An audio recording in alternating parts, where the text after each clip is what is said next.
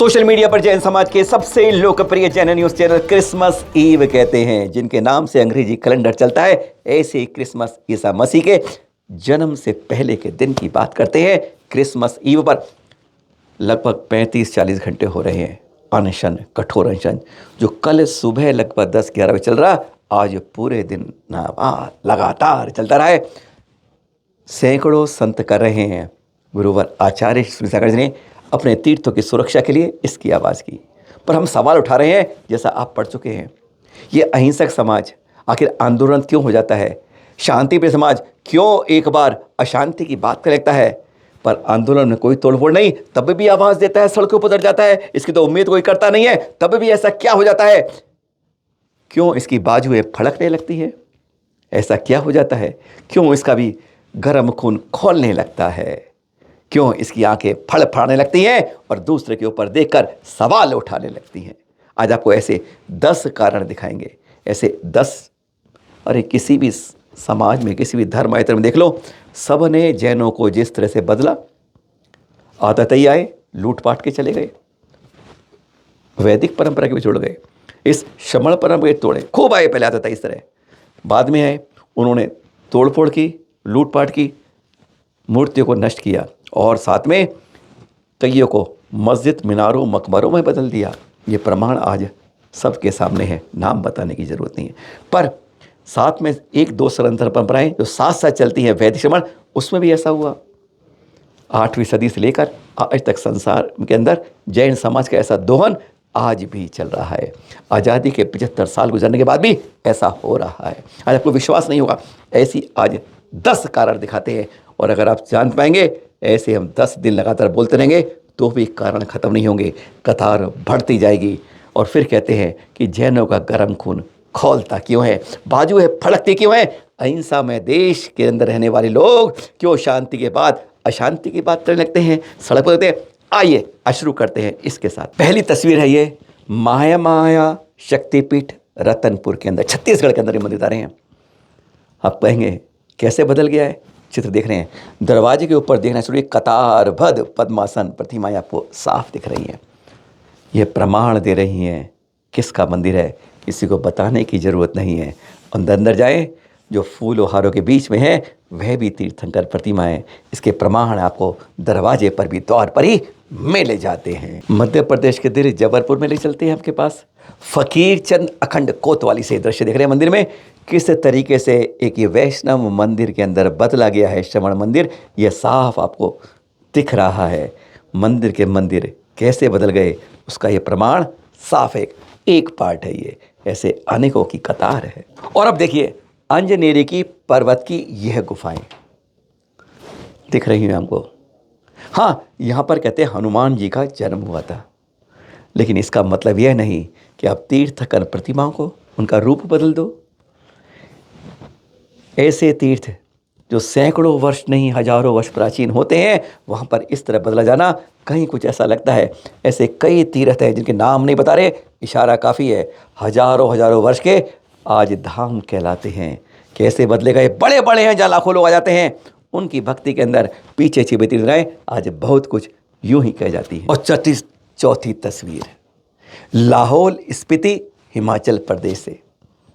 नीचे प्रतिमा देख रहे हैं आप, कहीं कुछ भी हो सकती है तो लिपटी हुई दिख रही है जो, लेकिन ऊपर तीर्थंकर प्रतिमा जो दिख रही है ना, यह साफ प्रमाण आज भी जिंदा सबूत है कि हाँ, यह तीर्थंकर प्रतिमा है।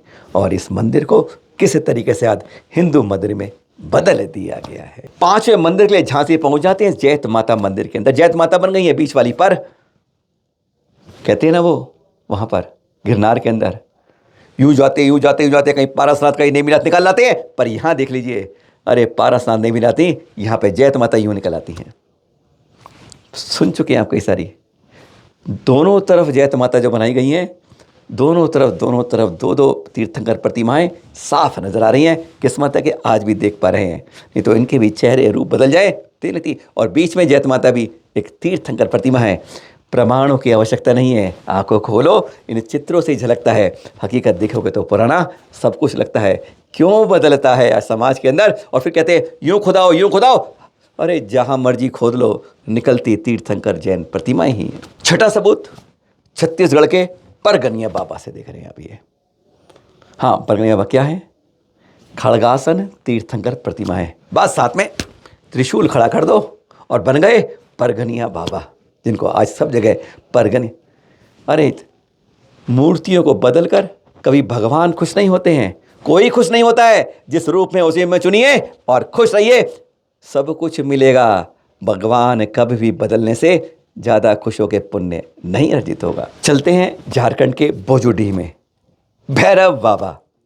देख रहे हैं आप ये खड़गासन प्रतिमा को किस तरीके से दोनों तरफ यक्ष यक्षिणी बनी हुई हैं, किस तरीके से रूप बदले जाते हैं जगह जगह पर, और हमसे कहते हैं हमारे चरणों को नज़र नहीं आते हैं। जहाँ क्या चित्र हैं, क्या इतिहास है, साफ आज भी जगह जगह दिखा जाता है। 8वीं तस्वीर मदुरई मेलामुड़े के उथुनपुड़ी के पंडित मुनीश्वर रूप में देख रहे हैं। पद्मासन प्रतिमा है, कपड़ा लपेट दिया है, कोई बात नहीं। आप तो देख रहे हो हार मुकुट सजे हुए हैं। अरे यहाँ तो मूछें बना दी हैं, आंखें लगा दी हैं, गजब की प्रतिमा को बदल दिया गया है। फिर कहते हैं कौन बदलता है इतिहास को, कौन बदलता है अपने अनुसार। प्रकृति से, पुरातन से, संस्कृति से, भारत से छेड़छाड़ करता है। राजस्थान के पल्लू के ब्रह्मणी माता देख लीजिए। अब यहाँ 5 तीर्थंकर प्रतिमा, 2 दिख रही हैं साफ आपको तीर्थंकर प्रतिमाएं। कपड़ा लपेट दो, ऊपर छत्र भी नजर आ रहे हैं, 3 छत्र जो तीर्थंकर प्रतिमाओं के ही ऊपर होते हैं। किस तरह हार डाल के प्रतिमा को बदला जाता है। 2 तो सामने आपको साफ स्पष्ट रूप से आज भी जिंदगी तीर्थंकर प्रतिमाएं दिख रही हैं, ये श्वेत रंग की। क्या गजब की बात है, बदलना। यहाँ देखो जगह जगह जाओगे इसी तरह दिख जाता है। चलिए आंध्र प्रदेश के सलूर में चलते हैं। परमटल्ली माता बन गई है, कौन सी? हाँ, यहाँ पर ये चक्रेश्वरी यानी आदिनाथ जी की यक्षिणी ना, चक्रेश्वरी देवी है ये। अब आप कहेंगे कैसे मान लें हम ये देवी को, तो ये तो हमारी परम माता ही है।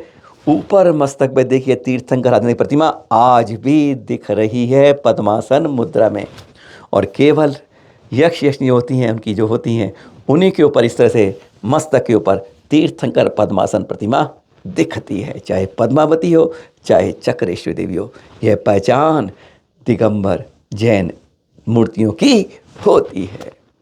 10 दिखा दी आज आपको। आप कहेंगे ऐसी 10 क्रम 10 दिन चले और चलते रहेंगे, लेकिन आपको इस तरह से रूप दिखाते रहेंगे, विश्वास नहीं कर पाएंगे।